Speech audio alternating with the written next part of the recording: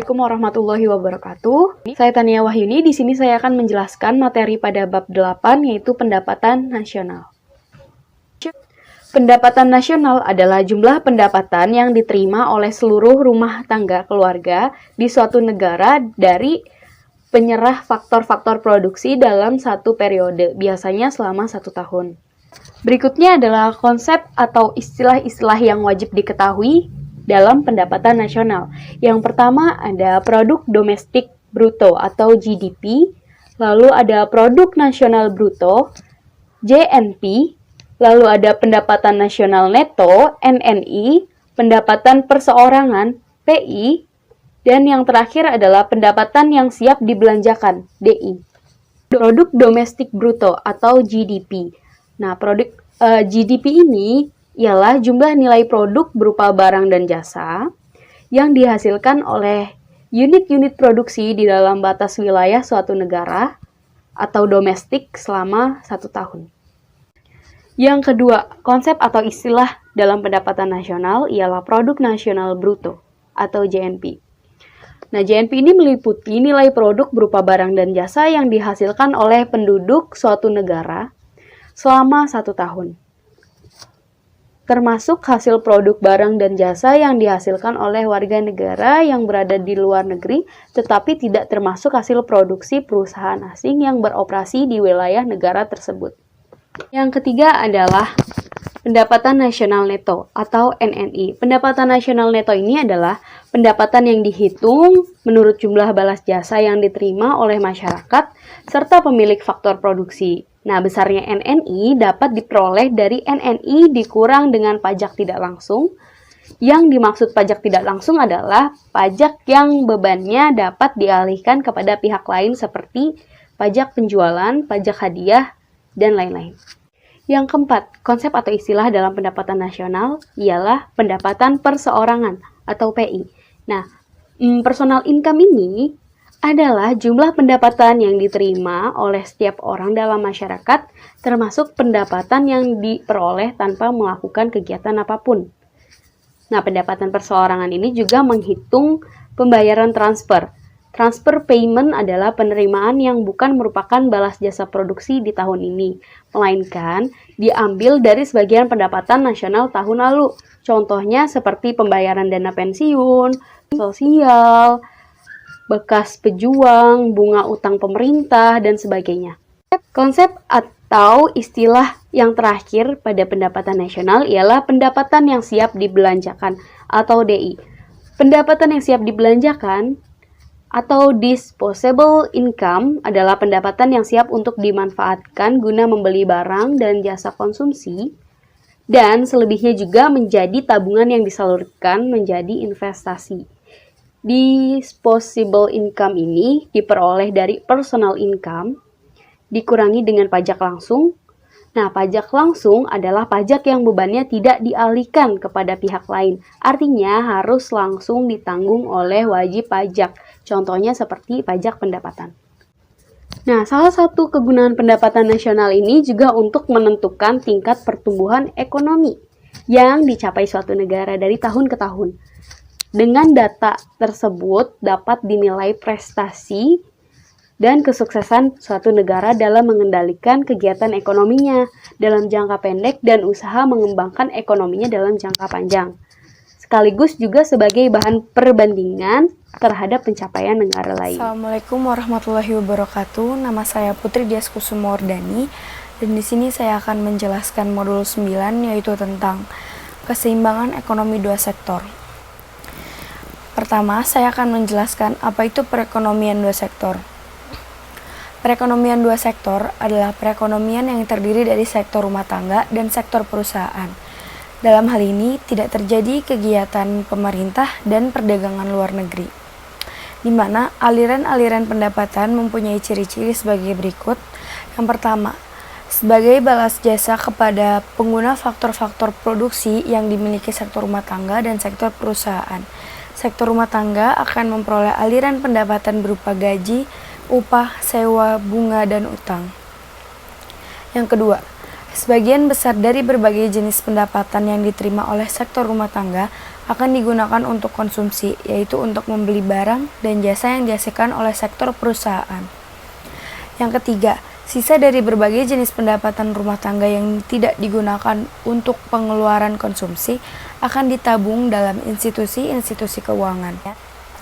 Yang keempat, pengusaha-pengusaha yang memerlukan modal untuk melakukan investasi akan meminjam tabungan yang dikumpulkan oleh institusi keuangan dari sektor rumah tangga. Selanjutnya, saya akan membahas tentang fungsi konsumsi dan fungsi tabungan. Fungsi konsumsi adalah suatu kurva yang menggambarkan sifat hubungan antara tingkat konsumsi rumah tangga dalam perekonomian dengan pendapatan nasional atau pendapatan disposable perekonomian tersebut. Sedangkan fungsi tabungan adalah suatu kurva yang menggambarkan hubungan antara tingkat tabungan rumah tangga dalam perekonomian dengan pendapatan nasional perekonomian tersebut. Pengeluaran konsumsi dari semua rumah tangga dalam perekonomian dinamakan konsumsi agregat, dan tabungan semua rumah tangga dinamakan tabungan agregat. Kedua fungsi tersebut dapat dirumuskan dengan bentuk aljabar, yaitu fungsi konsumsi ialah C sama dengan A plus B dikali Y. Kalau fungsi tabungan, yaitu S sama dengan min A plus dalam kurung 1 min B tutup kurung dikali dengan Y, di mana A adalah konsumsi rumah tangga saat pendapatan nasional adalah 0, B adalah kecondongan konsumsi marginal, dan C adalah tingkat konsumsi, dan Y adalah tingkat pendapatan nasional. Ada kalanya fungsi konsumsi dan tabungan menunjukkan hubungan antara konsumsi atau tabungan dengan pendapatan disposable. Maka persamaan di atas berubah menjadi seperti berikut. Selain pendapatan rumah tangga, ada beberapa faktor lain yang mempengaruhi tingkat konsumsi dan tabungan rumah tangga, yaitu yang pertama, kekayaan yang telah terkumpul. Sebagai akibat dari mendapat harta warisan atau tabungan yang banyak akibat usaha di masa lalu, maka seseorang yang berhasil mempunyai kekayaan yang mencukupi. Kedua, tingkat bunga dapat dipandang sebagai pendapatan yang diperoleh dari tabungan. Rumah tangga akan membuat lebih banyak tabungan apabila tingkat bunga tinggi karena lebih banyak bunga yang akan diperoleh. Pada tingkat bunga rendah, orang tidak begitu suka menabung karena mereka merasa lebih baik berbelanja konsumsi dari menabung. Dengan demikian, pada tingkat bunga yang rendah, masyarakat cenderung menambah pengeluaran konsumsinya. Yang ketiga, sikap berhemat. Setiap orang mempunyai sikap yang berbeda dalam menabung dan berbelanja. Ada masyarakat yang tidak suka berbelanja berlebihan dan lebih mementingkan tabungan. Tetapi ada pula masyarakat yang mempunyai kecenderungan mengkonsumsi yang tinggi. 4. Keadaan perekonomian. Dalam perekonomian yang tumbuh dengan teguh dan tidak banyak pengangguran, masyarakat cenderung lebih aktif berbelanja dan kurang menabung. Tetapi dalam keadaan kegiatan perekonomian yang lambat perekonomiannya, tingkat pengangguran menunjukkan tendensi dan sikap masyarakat dalam menggunakan uang dan pendapatannya menjadi makin berhati-hati. Yang kelima, distribusi pendapatan. Dalam masyarakat yang distribusi pendapatannya tidak merata, lebih banyak diperoleh tabungan. Dalam masyarakat seperti ini, terjadi sebagian besar pendapatan nasional dinikmati oleh segolongan kecil penduduk yang sangat kaya, dan golongan masyarakat ini mempunyai kecenderungan menabung yang tinggi. Maka mereka boleh membuat tabungan yang banyak, sedangkan sebagian besar penduduk yang mempunyai pendapatan cukup membiayai konsumsinya dan tabungannya kecil. Dalam masyarakat yang distribusi pendapatannya lebih seimbang, tingkat tabungannya relatif lebih sedikit karena mereka mempunyai kecenderungan mengkonsumsi yang tinggi. Yang keenam, tersedia atau tidaknya dana pensiun yang mencukupi. Ada negara yang memberikan pensiun yang cukup tinggi kepada golongan penduduknya yang telah tua. Apabila pendapatan dari pensiun besar jumlahnya, para pekerja tidak terdorong untuk melakukan tabungan yang banyak pada masa kerja, dan ini akan menaikkan tingkat konsumsi. Sebaliknya, apabila pendapatan pensiun sebagai jaminan hidup di hari tua sangat tidak mencukupi, maka masyarakat akan cenderung menabung lebih banyak pada ketika mereka bekerja. Selanjutnya, saya akan membahas tentang investasi. Investasi atau yang disebut juga dengan istilah penanaman modal atau pembentukan modal dapat diartikan sebagai pengeluaran atau pembelanjaan para penanam modal atau perusahaan untuk membeli barang-barang modal dan perlengkapan produksi untuk menambah kemampuan produksi barang dan jasa yang tersedia dalam perekonomian. Dalam prakteknya, usaha untuk mencatat nilai penanaman modal yang dilakukan dalam suatu tahun tertentu yang digolongkan sebagai investasi meliputi pengeluaran atau pembelanjaan, yaitu sebagai berikut. Yang pertama, pembelian berbagai jenis barang modal, yaitu mesin-mesin dan peralatan produksi lainnya untuk mendirikan berbagai jenis industri dan perusahaan. Yang kedua, perbelanjaan untuk membangun rumah, tempat tinggal, bangunan kantor, bangunan pabrik, dan bangunan-bangunan lainnya. Yang ketiga, pertambahan nilai stok barang yang belum terjual, bahan mentah dan barang yang masih dalam proses produksi pada akhir tahun perhitungan pendapatan nasional.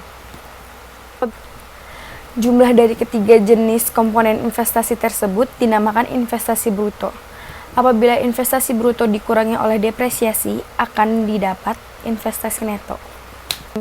Selanjutnya, saya akan membahas tentang penentuan pendapatan nasional keseimbangan. Untuk menunjukkan proses penentuan tingkat keseimbangan perekonomian negara dapat digunakan 3 cara berikut. Yang pertama, dengan menggunakan contoh angka pendapatan nasional dan pembelanjaan agregat. Yang kedua, dengan menggunakan grafik yang menunjukkan kesamaan perbelanjaan agregat dengan penawaran agregat dan kesamaan di antara investasi dan tabungan. Yang ketiga, dengan menggunakan pembuktian secara aljabar. Dalam ketiga cara tersebut, baik sistem angka, grafik, maupun pembuktian aljabar sama-sama menggunakan data pendapatan nasional, konsumsi, tabungan, dan investasi. Maka dalam perekonomian dua sektor, keseimbangan perekonomian negara dikatakan tercapai apabila Y sama dengan C plus I atau S sama dengan I. Sekian dari saya, selanjutnya akan dilanjutkan oleh teman saya. Assalamualaikum warahmatullahi wabarakatuh. Perkenalkan, nama saya Dinda Seftir Delvira. Di sini saya akan membahas bab 10 tentang perekonomian 3 sektor. Yang pertama, saya akan menjelaskan definisi tentang perekonomian 3 sektor. Perekonomian 3 sektor adalah perekonomian yang terdiri dari sektor-sektor rumah tangga, perusahaan, dan pemerintah. Jadi, dalam analisis perekonomian 3 sektor akan diperhatikan peranan pemerintah dan pengaruh terhadap kegiatan suatu perekonomian.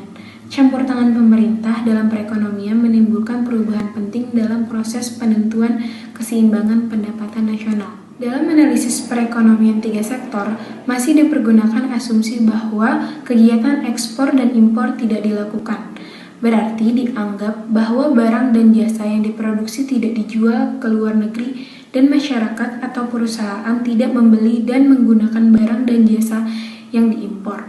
Karena itu, perekonomian 3 sektor dinamakan juga perekonomian tertutup. Yang kedua adalah syarat dan penentuan tingkat pendapatan nasional keseimbangan dalam perekonomian 3 sektor. Campur tangan pemerintah dalam perekonomian akan menimbulkan 3 jenis aliran baru dalam sirkulasi aliran pendapatan. Yang pertama adalah aliran pembayaran pajak oleh rumah tangga dan perusahaan kepada pemerintah akan menghasilkan pendapatan pada pihak pemerintah. Ini merupakan sumber pendapatan utama bagi pihak pemerintah. Aliran yang kedua adalah pengeluaran dari sektor pemerintah ke sektor perusahaan.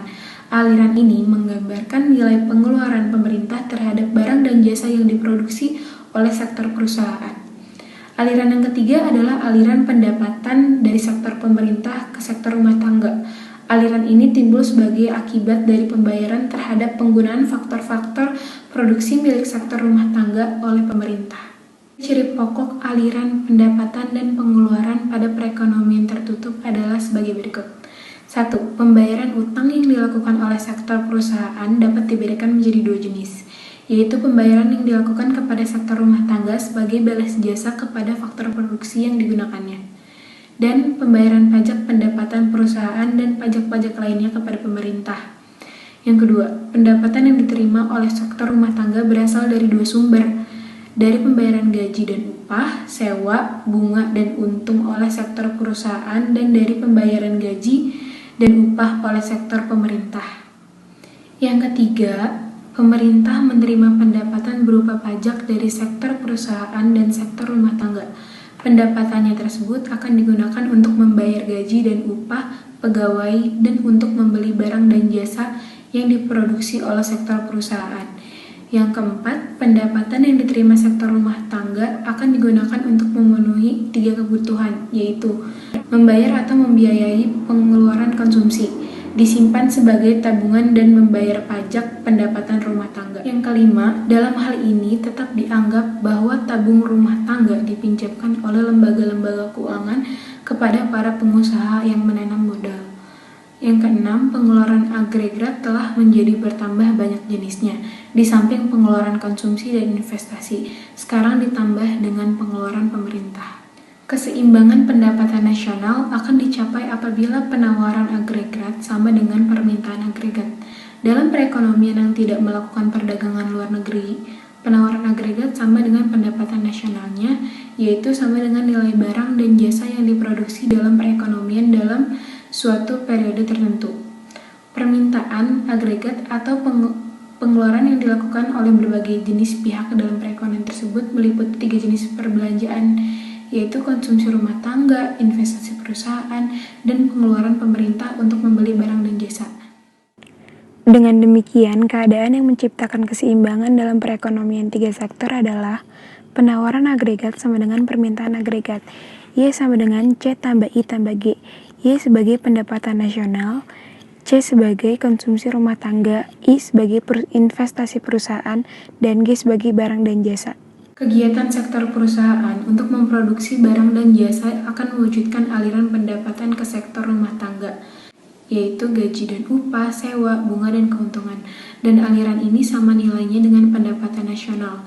Pendapatan tersebut akan digunakan untuk 3 tujuan, yaitu membiayai konsumsi, ditabung, dan membayar pajak. Bila ditinjau dari aliran pendapatan dalam perekonomian 3 sektor, berlaku persamaan sebagai berikut. Y sama dengan C tambah S tambah T. Y pendapatan nasional, C membiayai konsumsi, S ditabung, dan T membayar pajak. Jadi dari 2 persamaan di atas, pada keseimbangan pendapatan nasional berlaku C tambah I tambah G sama dengan C tambah S tambah T. I tambah G sama dengan S tambah T. Dalam perekonomian 3 sektor, I dan G adalah kebocoran dari sirkulasi aliran pendapatan, sedangkan S dan T adalah injeksi atau suntikan. Dengan demikian, dalam keseimbangan ekonomi 3 sektor juga berlaku keadaan kebocoran sama dengan suntikan. Jadi dapat disimpulkan bahwa dalam perekonomian 3 sektor yang mencapai keseimbangan akan berlaku keadaan 1. Y sama dengan C tambah I tambah G. Yang kedua, I tambah G sama dengan S tambah T. Secara garis besar, jenis-jenis pajak yang dipungut pemerintah dapat dibedakan kepada 2 golongan, yaitu pajak langsung dan pajak tidak langsung. Yang pertama adalah pajak langsung. Pajak langsung adalah pungutan pemerintah yang secara langsung dikumpulkan dari pihak yang wajib membayar pajak. Yang kedua adalah pajak tidak langsung. Pajak ini bisa dipindah-pindahkan bebannya kepada pihak lain. Salah satu contohnya adalah pajak impor. Biasanya bebannya akan ditanggung oleh konsumen yang memakai barang impor tersebut. Pajak juga dapat digolongkan menjadi 3, yaitu pajak regresif, pajak proporsional, dan pajak progresif. Akibat adanya pajak, maka dalam perekonomian 3 sektor pendapatan disposable menjadi lebih kecil dari pendapatan nasional, sehingga hubungan antara pendapatan disposable dan pendapatan nasional dapat dinyatakan persamaan sebagai berikut. YD sama dengan Y kurang T. YD sebagai pendapatan disposable, Y sebagai pendapatan nasional, dan T sebagai pajak. Penurunan pendapatan nasional disposable akan mengurangi konsumsi dan tabungan rumah tangga. Hal ini dikarenakan pajak yang dibayar akan mengurangi kemampuan untuk melakukan pengeluaran konsumsi dan menabung. Berhubung dengan hal ini, secara umum dapat dirumuskan hal-hal sebagai berikut. 1. Pajak yang dipungut akan mengurangi pendapatan disposable sebanyak pajak yang dipungut tersebut. Rumusnya, YD sama dengan Y kurang T. Kedua, penurunan pendapatan disposable menyebabkan pengeluaran konsumsi dan tabungan rumah tangga berkurang pada berbagai tingkatan pendapatan. Pajak yang diterima pemerintah akan digunakan untuk membiayai berbagai kegiatan pemerintah. Di negara-negara yang sudah sangat maju, pajak adalah sumber utama dari perbelanjaan pemerintah. Sebagian pengeluaran pemerintah adalah untuk membiayai administrasi pemerintah dan sebagian lainnya untuk membiayai kegiatan pembangunan. Jumlah pengeluaran pemerintah yang akan dilakukan dalam suatu periode tergantung kepada banyak faktor. Yang penting diantaranya adalah jumlah pajak yang akan diterima, tujuan-tujuan kegiatan ekonomi jangka pendek, dan pembangunan ekonomi jangka panjang, dan mempertimbangkan politik dan keamanan. Yang ketiga adalah multiplier dalam perekonomian tiga sektor. Dalam perekonomian tiga sektor, perubahan perbelanjaan agregat akan menimbulkan perubahan dalam pendapatan nasional, sebanyak beberapa kali lebih besar dari perubahan perbelanjaan agregat yang sebelumnya. Keadaan tersebut karena adanya proses multiplier. Perhitungan nilai multiplier dapat dilakukan dengan menggunakan aljabar. Dalam perekonomian tiga sektor, perubahan perbelanjaan agregat bukan saja diakibatkan oleh perubahan dalam investasi tetapi juga oleh pajak dan pengeluaran pemerintah. Besarnya nilai multiplier dan perubahan berbagai faktor tersebut terdiri dari 4 jenis multiplier, yaitu multiplier investasi, pengeluaran pemerintah, pajak, dan belanjawan seimbang. Perhitungan nilai multiplier yang dilakukan menggunakan asumsi-asumsi sebagai berikut. 1. Fungsi konsumsi adalah C sama dengan A tambah B, Y, D.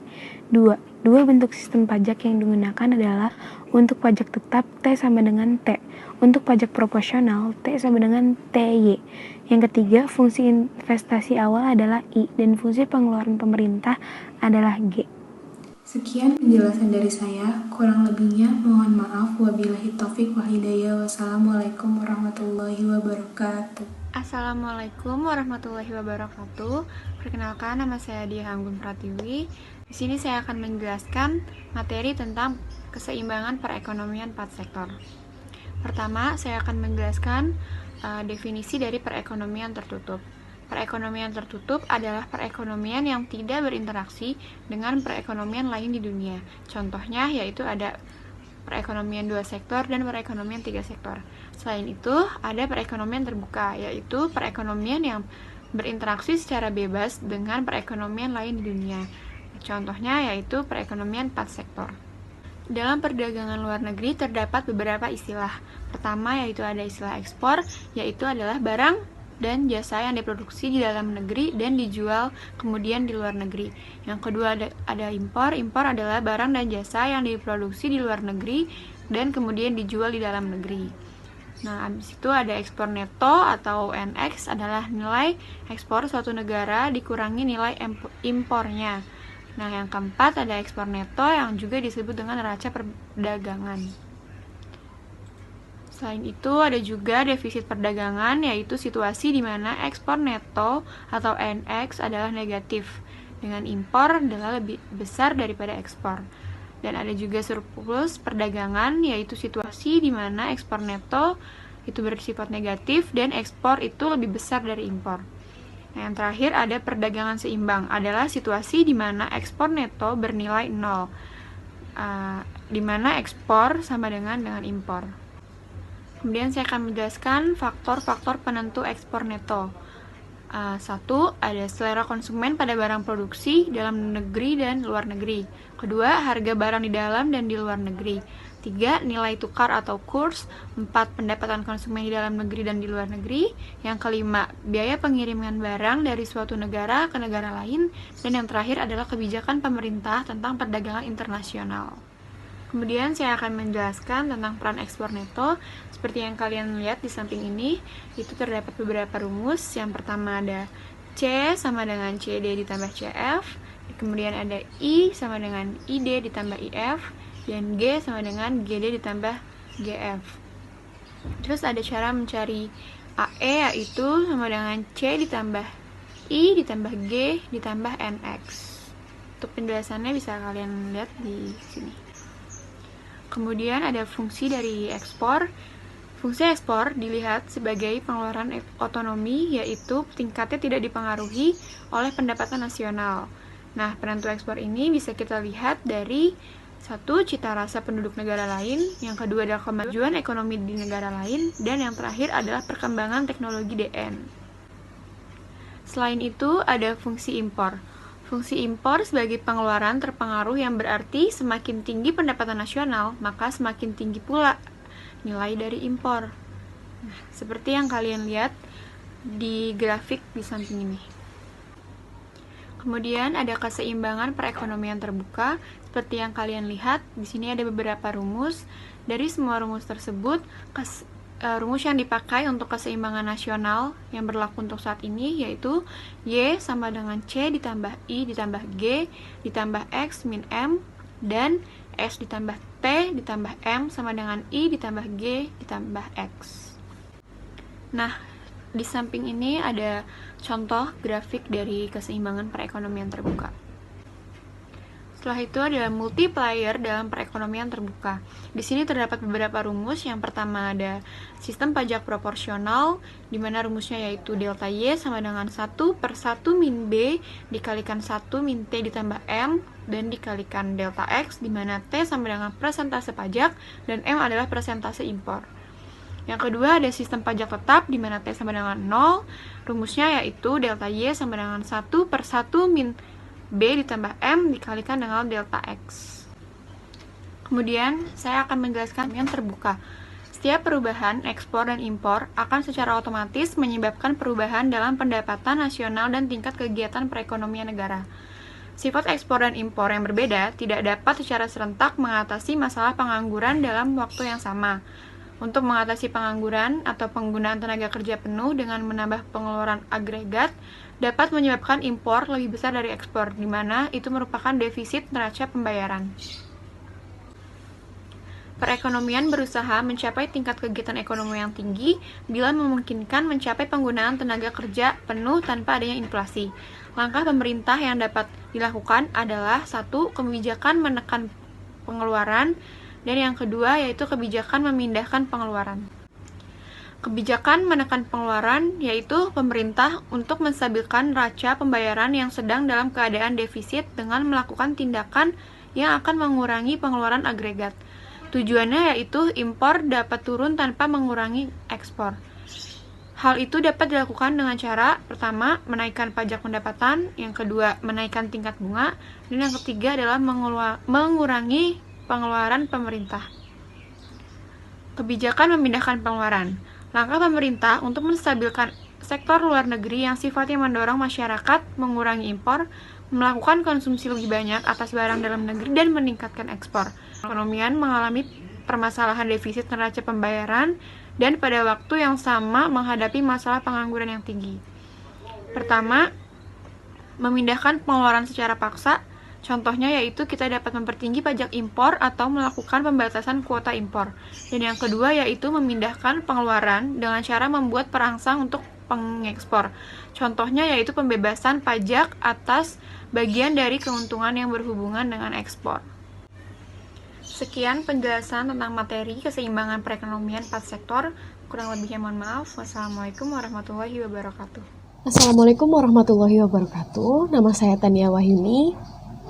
Di sini saya akan menjelaskan materi pada bab 12 tentang pengangguran dan inflasi. Pengertian inflasi. Inflasi adalah suatu keadaan perekonomian di suatu negara di mana terjadi kecenderungan kenaikan harga-harga barang dan juga jasa secara menyeluruh atau secara umum dalam waktu yang panjang. Nah, disebabkan karena ketidakseimbangannya arus uang dan juga barang. Tetapi kenaikan harga-harga yang sifatnya sementara itu tidak dikatakan inflasi. Contohnya seperti kenaikan harga barang yang terjadi saat menjelang hari raya. Biasanya inflasi ini terjadi apabila peredaran uang di masyarakat lebih banyak daripada yang dibutuhkan. Ada 3 faktor penyebab inflasi. Yang pertama adalah meningkatnya permintaan, kedua, meningkatnya biaya produksi, Ketiga, tingginya peredaran uang. Penyebab inflasi yang pertama, yang disebabkan oleh meningkatnya permintaan atau demandful inflation. Nah, inflasi ini disebabkan karena meningkatnya permintaan untuk jenis barang atau jasa tertentu. Nah, meningkatnya ini terjadi secara menyeluruh. Seperti faktor yang mempengaruhi adalah meningkatnya belanja pemerintah, meningkatnya permintaan untuk ekspor, meningkatnya permintaan barang untuk swasta. Penyebab faktor inflasi yang kedua adalah disebabkan oleh meningkatnya biaya produksi atau costful inflation. Nah, ini terjadi dikarenakan meningkatnya biaya produksi disebabkan oleh kenaikan harga bahan baku. Contohnya adalah harga bahan bakar naik, upah buruh naik, seperti itu. Faktor inflasi yang ketiga adalah tingginya peredaran uang. Nah, inflasi bisa disebabkan oleh tingginya jumlah uang yang beredar di masyarakat. Jika jumlah uang yang beredar di masyarakat itu lebih banyak daripada yang dibutuhkan. Nah, ketika jumlah barang tetap, sedangkan jumlah uang yang beredar itu meningkat 2 kali lipat, maka bisa jadi kenaikan harga-harganya itu hingga 100%. Nah, itu dia adalah dari ketiga faktor penyebab inflasi. Selanjutnya adalah jenis-jenis inflasi berdasarkan tingkat keparahannya. Bisa dibedakan menjadi 4 kategori. Yang pertama adalah inflasi ringan, yang kedua adalah inflasi sedang, yang ketiga adalah inflasi berat, dan yang keempat adalah hyperinflation. Inflasi ringan. Inflasi ringan ini masih mudah untuk dikendalikan dan tidak mengganggu perekonomian suatu negara. Inflasi sedang. Inflasi sedang ini dapat menurunkan tingkat kesejahteraan masyarakat berpenghasilan tetap, namun belum membahayakan aktivitas perekonomian suatu negara. Yang ketiga, inflasi berat. Inflasi yang mengakibatkan kekacauan perekonomian di suatu negara. Pada kondisi ini, umumnya masyarakat lebih memilih menyimpan barang dan tidak mau menabung karena bunganya jauh lebih rendah ketimbang nilai inflasi. Yang terakhir adalah hyperinflation atau inflasi yang sangat berat. Inflasi yang telah mengacaukan perekonomian suatu negara dan sangat sulit untuk dikendalikan. Meskipun dilakukan kebijakan moneter dan fiskal, inflasi ini berada di kisaran 100 ke atas per tahunnya. Selanjutnya adalah dampak inflasi terhadap perekonomian. Ada 2 aspek negatif yang dapat ditimbulkan karena terjadinya inflasi. Yang pertama adalah dampak negatif pada perekonomian, yang kedua adalah dampak kepada individu dan masyarakat. Selanjutnya ialah pengangguran. Pengangguran adalah istilah yang diberikan untuk orang yang tidak bekerja atau sedang mencari pekerjaan. Umumnya, pengangguran ini disebabkan karena jumlah pencari kerja lebih banyak dibandingkan jumlah lapangan kerja. Baik, sekian dari penjelasan saya. Assalamualaikum warahmatullahi wabarakatuh. Perkenalkan, nama saya Cica Nur Cahaya. Di sini saya akan mempresentasikan mengenai uang, lembaga keuangan, dan penawaran keuangan. Yang pertama ada perekonomian barter dan perekonomian uang. Perekonomian barter ialah suatu sistem kegiatan ekonomi masyarakat di mana kegiatan produksi dan perdagangan masih sangat sederhana. Kegiatan tukar-menukar masih terbatas, dan jual beli dilakukan secara pertukaran barang dengan barang. Sedangkan perekonomian uang, perekonomian yang sudah menggunakan uang sebagai alat pertukaran dalam kegiatan perdagangan. Kemudian definisi dan syarat uang, kelemahan pada barter, kemudian diciptakan alat tukar yaitu uang, kemudian tujuan yaitu untuk melancarkan kegiatan tukar menukar dan perdagangan. Dan dapat dilihat definisi uang dan syarat uang, ada 6 syarat uang. Selanjutnya yaitu fungsi uang. Pertama, perantara tukar menukar. Dengan adanya uang, kegiatan tukar menukar akan jauh lebih mudah dijalankan kalau dibandingkan dengan di dalam kegiatan perdagangan barter. Kedua, satuan nilai. Yang dimaksud dengan satuan nilai adalah satuan ukuran yang menentukan besarnya nilai dari berbagai jenis barang. Dan ketiga, alat pembayaran tertunda. Transaksi-transaksi dalam perekonomian yang sudah berkembang banyak sekali dilakukan dengan pembayaran yang ditunda atau penjualan secara kredit. para pembeli memperoleh barangnya terlebih dahulu dan membayarnya pada masa yang akan datang. Dan alat penyimpanan nilai. Pengguna uang memungkinkan kekayaan seseorang disimpan dalam bentuk uang. Apabila harga-harga barang stabil, menyimpan kekayaan dalam bentuk uang lebih menguntungkan dari menyimpan dalam bentuk barang. Penggunaan emas dan perak sebagai uang. Yang pertama, banyak orang yang menyukai benda tersebut karena dapat digunakan sebagai perhiasan. Kedua, emas maupun perak mempunyai mutu yang sama. Ketiga, kedua-duanya tidak mudah rusak, dapat dibagi-bagi apabila diperlukan. Keempat, jumlah sangat terbatas dan untuk memperolehnya perlu biaya dan usaha. Dan kemudian, kedua barang itu sangat stabil nilainya karena tidak berubah mutunya dalam jangka panjang dan tidak mengalami kerusakan. Kemudian, ada kelemahannya juga. Yang pertama, memerlukan tempat yang agak besar untuk menyimpannya. Kedua, merupakan benda yang berat dan sukar untuk ditambah jumlahnya. Selanjutnya, jenis lembaga keuangan. Lembaga keuangan atau institusi keuangan adalah semua perusahaan yang kegiatan utamanya adalah meminjam uang yang disimpankan kepada mereka. Dan diantaranya ada bank umum atau bank perdagangan, bank tabungan, perusahaan peminjaman, pasaran saham, dan perusahaan asuransi. Mengenai jenis lembaga keuangan, yang pertama bank umum. Bank umum adalah bank yang melaksanakan kegiatan usaha secara konvensional atau berdasarkan prinsip syariah, yang dalam kegiatannya memberikan jasa dalam lalu lintas pembayaran. Keistimewaan bank umum yaitu tabungan dapat diambil dengan cek dan dapat menciptakan daya beli, kemudian memberikan pinjaman jangka pendek. Dan yang selanjutnya yaitu neraca bank umum. Yang pertama, tabungan.